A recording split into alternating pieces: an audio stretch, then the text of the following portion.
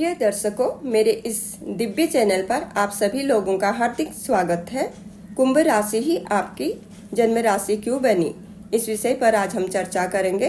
वैसे तो सब लोग कहते हैं कि इंसान खाली हाथ आता है और खाली हाथ चला जाता है, लेकिन ये पूरा सच नहीं है। इंसान जब इस संसार से जाता है तब अपने अच्छे बुरे कर्मों को साथ ले जाता है, और जब इस संसार में आता है तब अपने प्रारब्ध कर्मों का फल भाग्य रूप में अपनी राशि चक्र लेकर आता है। इसे ही ब्रह्म की लेख भी कहते हैं, जो मिटाई नहीं जा सकती है। प्रारब्ध के कारण ही इंसान को कर्तव्य पालन करने के लिए जन्म राशि मिलती है। आपकी राशि आपको ऐसे ही नहीं मिली है। इस राशि चक्र के भीतर आपके प्रारब्ध और आगामी कर्म छिपे होते हैं, जो इंसान की समझ से परे हैं। कोई भी इंसान सिर्फ एक जन्म नहीं लेता है, इससे पहले भी बहुत सारे जन्म लिए होते हैं। हर जन्म में कुछ न कुछ गलतियां तो रही होंगी। उन जन्मों में गलतियों का न तो पश्चाताप कर पाते हैं और न ही उनसे मुक्त हो पाते हैं। ऐसे में जन्म के साथ ही प्रारब्ध कर्मों का फल भाग्य बनकर उसके साथ चले आते हैं। पिछले जन्म में जिन व्यक्तियों से हमारे रिश्ते थे, फिर से नए जन्म में इनसे हमारे संबंध बनते हैं, ताकि हिसाब किताब चुकता हो।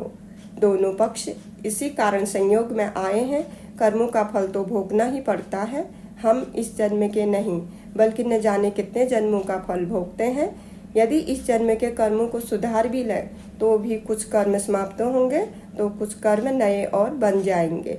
ये सिलसिला जन्म मरण का चलता रहेगा।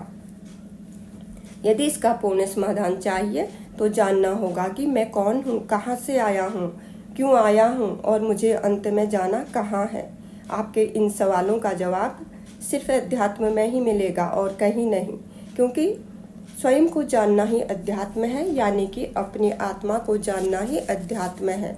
यदि इंसान समाज और अपने रिश्तों के प्रति अपना कर्तव्य पालन करता है तो वह प्रारब्ध कर्मों से मुक्त होता है, और आगामी कर्मों को यदि निष्काम भाव से करता है तो उन कर्मों से भी मुक्त हो जाता है। इस तरीके से भी मुक्ति संभव है।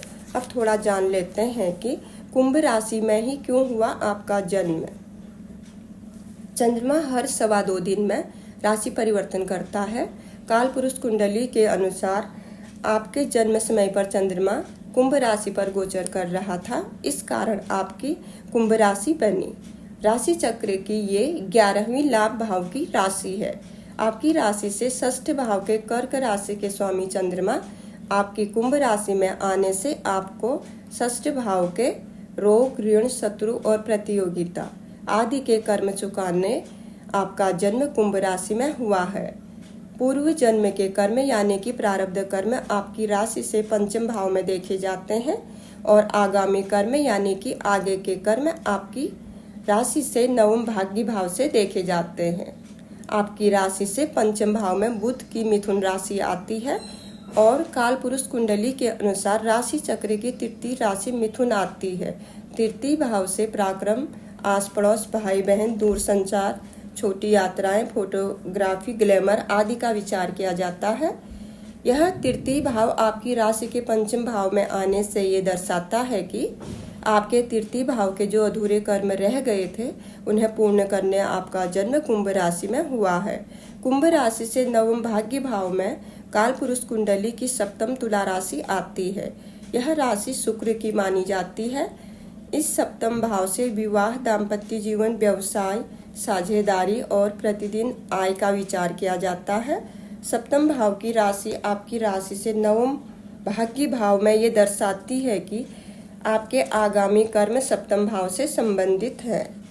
कुंभ राशि से 12वें मोक्ष भाव में शनि की मकर राशि आती है। काल पुरुष कुंडली के अनुसार मकर राशि राशि चक्र की 10म कर्म भाव की राशि है। मकर और कुंभ दोनों राशियों के स्वामी शनि है। 10म भाव रोजगार, व्यवसाय और हर प्रकार का कर्म दर्शाता है। मोक्ष भाव में कर्म भाव की राशि दर्शाती है कि कठिन मेहनत के बाद ही लक्ष्य प्राप्त होगा। कुंभ राशि वायु तत्व की है। राशि के स्वामी शनि है और राशि का चिन्ह एक पुरुष जो अपने कंधे में जल के घड़े से जल देते हुए दिखाया गया है। यही स्वभाव कुंभ राशि के जातकों का भी होता है। दूसरों की मदद करना इनको पसंद होता है। कुंभ राशि परिपक्व राशि होने के कारण इस राशि के जातक बुद्धिमान और न्यायप्रिय होते हैं। इस कारण इस राशि के जातक लोगों का उचित मार्गदर्शन करते हैं। प्रिय दर्शकों, यदि वीडियो पसंद आई हो तो चैनल को जरूर सब्सक्राइब करें। वीडियो को ध्यान से सुनने के लिए तहे दिल से आप सभी लोगों का धन्यवाद।